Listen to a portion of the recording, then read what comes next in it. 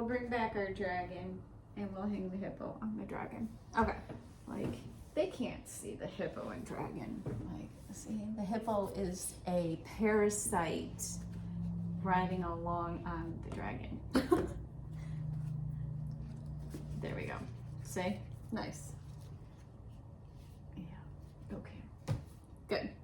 It's a dangerous world out there. It is. Okay.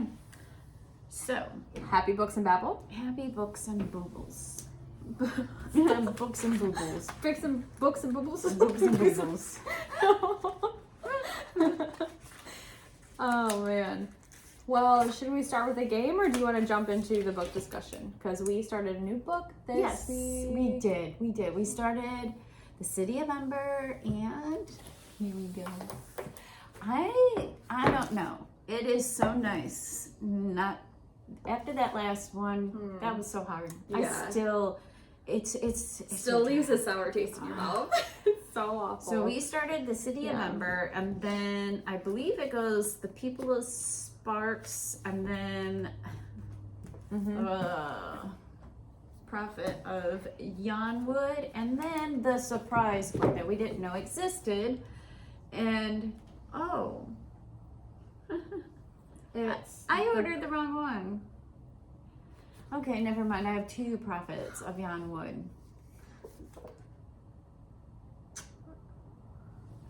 What the heck? Okay. Well, Yeah. there is a fourth one. There is a fourth one. You're just gonna have to take my word of it, because I was hoping I would have the fourth one, but I obviously do not. I have 2 of. Oh jeez. Okay. Oops. Yeah. All right, good. Yeah. So we read the first 10 chapters of City of Ember, and what do you think of the City of Ember? So far I really like it. I do too. I do. First off, I was really captivated just by the intro. I love the way that it started with, there's this mysterious box passed down from mirror to mirror, and then it gets pushed into the corner, and the one mirror tries to open it, and it can't open, and then all of a sudden the box does what it's supposed to do. It unlocks, but then nobody knows where it is. Nobody knows what it's inside. And I'm like, I'm so intrigued right off the bat. Off the bat, I'm like, okay, I gotta know what's in that box. Yes. I have to know what is in there. So right off that, I was very intrigued by it. And then it switches to the perspective of the main characters.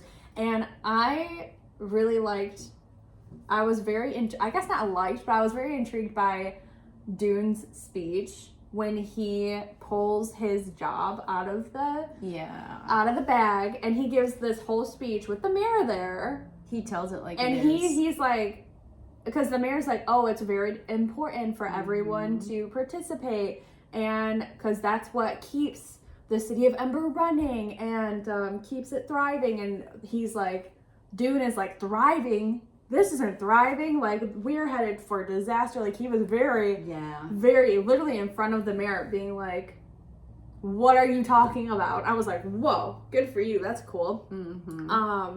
Because they're what, 12?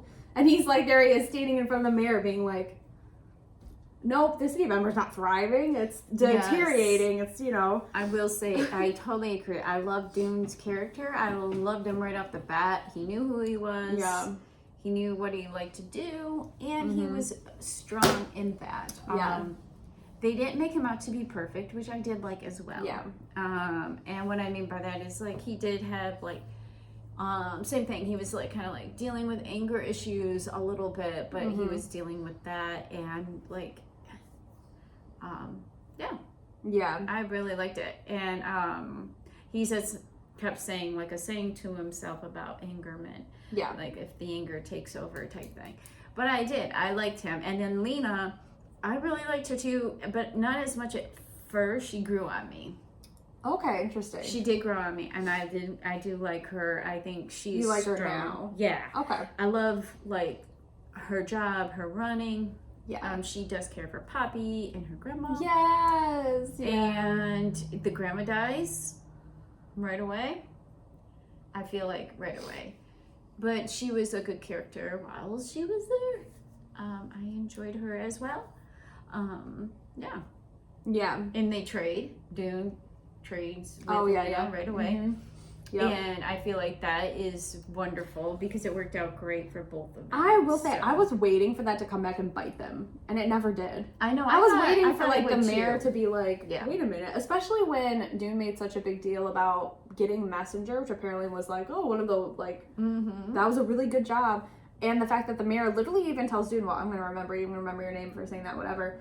And then, but then when Miranda shows up as Messenger the next day to give the mayor a message, and he was just like, oh, you're the new Messenger, cool. And that was it. And I was like, wait.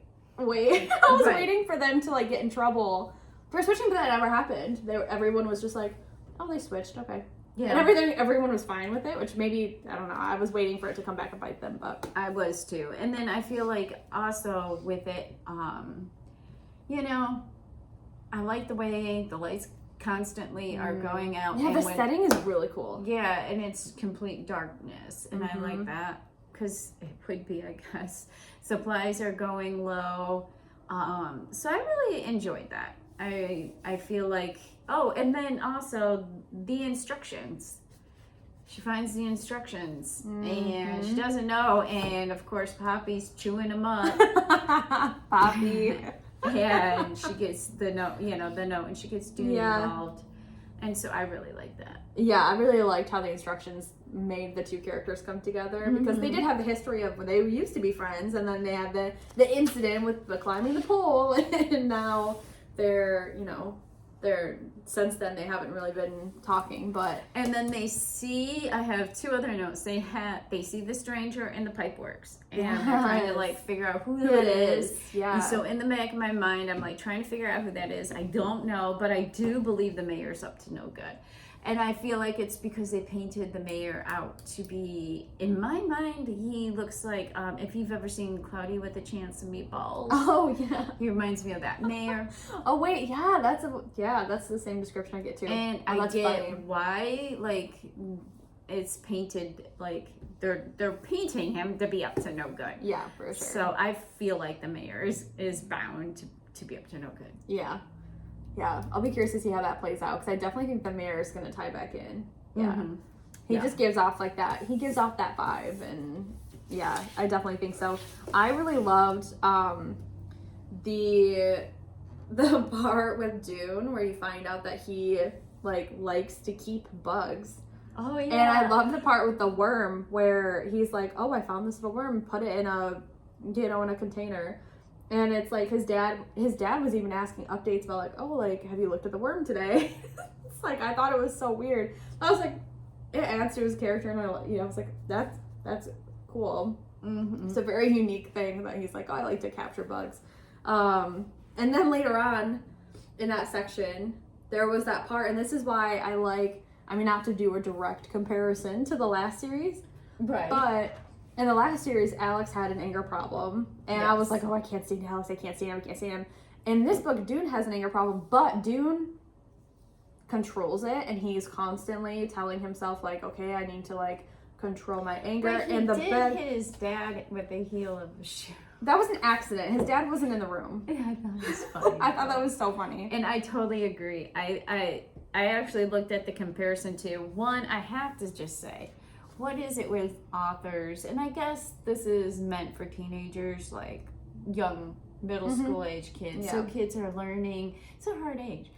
They go from, they're being told constantly their days are planned out for them. So of course they're frustrated and everything else and have anger. But I feel like what is up with everybody like painting the male characters always angry. Well, that's what I liked about this book, because then Dune, he accidentally, like completely accidentally, steps on the bug in the tunnel, and so he accidentally stepped on the bug because people were making fun of him, which was spiking his rage, and he was like, nope, control yourself. Accidentally steps on the bug, and he was like, I'm so sorry, I didn't mean to. Like, if he hadn't let his anger get the better of him, he probably would have accidentally stepped on the bug. And that's what he said. He was like, that saying that his dad repeated, that he keeps repeating to himself, is like, oh, if I don't control my anger, then there's gonna be like unwanted consequences. And people were bullying him, and it made him angry, and he was thinking to himself, okay, I need to control myself. Accidentally steps on the bug, and he's like, unintended consequences from me being angry. And he like literally apologized to the bug and was like, I'm sorry, I did not mean to, like, yeah. And I was like, oh, thank God. I really liked that. I Yeah, because it shows that he's like trying to control it. He was apologetic, like even learned from it, because like, I mean, that happened pretty much at the end of the section, but like so far nothing, like he hasn't really displayed any other like anger things either. So, but I also really loved the grandma and the way that she was described, and the way that the yarn store was described, I thought were so fitting. Like it was very much like, you know, Lena walks in and it's like, oh, her grandma's hair is like all just a nest and a mess, and it's like the yarn's like strewn everywhere, and I was like, oh, I really like that. I really like the grandma in the yarn store. Yeah, she just was a nice character. I was sorry to see her already pass. But yeah, I really I liked it. Like I like her a lot, and I was surprised that they did have her pass. Already, but she was good. I like it, and I think so. I'm enjoying it so far a lot. So me too. Yeah, I'm excited. Even though they're underground, it's a breath of fresh air. Yeah, it comes. Yeah, from the last few books we read. Yeah, this is definitely. I would say, other than the first book of Life as We Knew It, I would say this is the best book we've read on Books and Babble so far. Yeah. So. Yeah, I agree.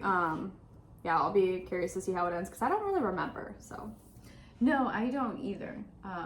I kind of remembered them like picking the jobs at the beginning, and that's I remembered that, and then that was it. Yeah. I remember she traded, and then after that, I forgot. Yeah. So. And there is a fourth book, and I guess I'm just gonna have to order the fourth book, and I don't know what I'm gonna do with this third book. So. Yeah. That's unique. Well, for next week's I almost knocked it over. Oh, I did. Okay. For next week, for next week we are finishing it off. Yes. So yeah, I'm excited to find out what happens. Yes, we're reading chapters 11 to the end. Yeah. So, is there anything else that you want to add? I don't think so. Okay. So, now that we're done with the book discussion, do you want to play a game? Sure. Okay. So, all of the games that we play on Books and Babble are always surrounded around like books and reading, but we're also writers. And so I was like, okay, what writing games would be fun? And there was one that I think would be fun. It's short, sweet, and it's one that I've seen like when you go to camps and stuff. This is like a game they play, but it's where you have like together we create a sentence, but we say one word at a time and we alternate. Okay. Does it have to be on a certain? It does. No, not. There's no other rules. Okay. It's like we just try to formulate a sentence, going back and forth, saying one word at a time, and we have like 10 words. Okay. 10 words? Okay. Total, yeah. 10 words total. Okay. Do you want to start, or do you want me to start? I'll let you start. Okay. The. Hippopotamus. 8. Dookie. Because he was hungry. 4. Dookie.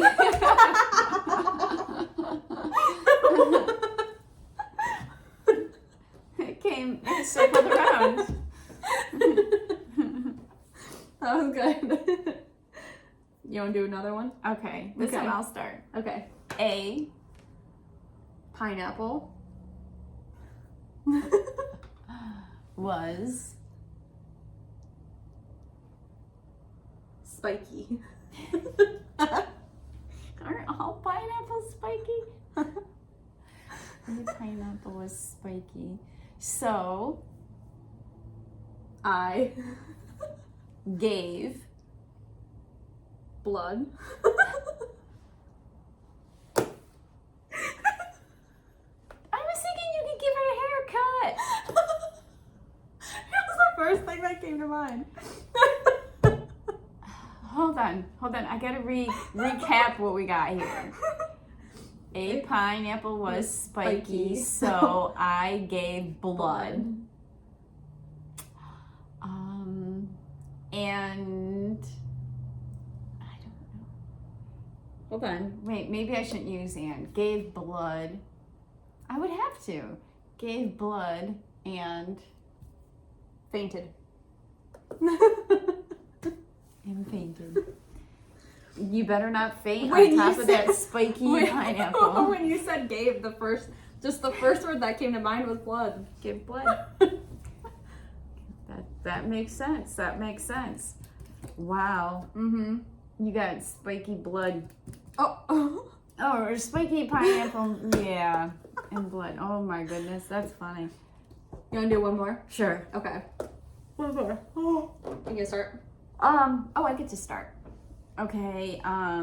Wisdom Is not. important. Let's just leave it at that. No, it's just- okay.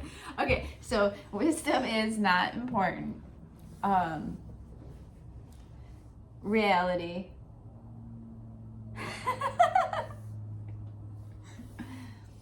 Is Wisdom is not important, right? mm-hmm. Reality is not important. Oh, we're stuck, aren't we? This one was doomed. Wisdom.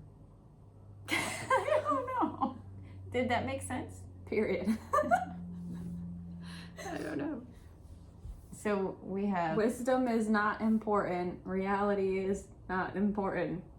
reality wisdom. is not wisdom because we didn't add important after that. did we? Oh, reality is not wisdom. Yeah. So Okay. somebody can like. That was a rough one. Yeah, that was a rough one. Okay. Are you good? I'm good. I think with that whopper of an ending of a sentence, I think we're good. Okay. Well, yeah, that's another Babble about books. Yes. Okay. And then